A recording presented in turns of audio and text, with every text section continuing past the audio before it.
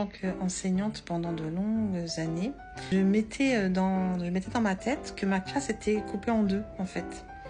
Et à l'époque, il y a quelques années, ou même très récemment, on pensait encore que c'était des cas exceptionnels. Sans nommer le trouble vraiment, je me disais, mais il y a deux sortes d'enfants, en tout cas de niveau psychique.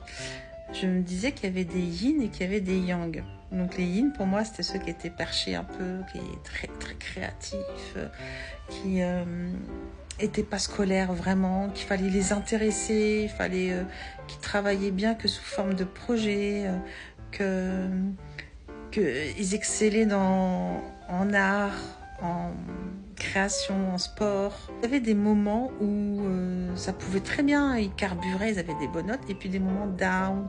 Donc moi, tous les enfants qui étaient yin, qui étaient perchés pour moi, qui un peu rebelles, un peu différents, quoi. Moi, je les aimais beaucoup, ces élèves-là. Et par exemple, ces élèves-là, ils aimaient bien, hormis le fait qu'ils bougeaient beaucoup et souvent ils bavardaient ou pas, hein, ça dépend du TDA. Eh bien, moi, j'ai laissé griffonner pendant qu'ils écoutaient la leçon, pendant qu'un autre enfant faisait un exposé, pendant qu'on passait à la poésie et tout. Je les obligeais pas à regarder comme ça l'écran ou le tableau ou l'élève ou moi. Je les autorisais à griffonner, en fait, à faire des dessins, à griffonner, et ils écoutaient.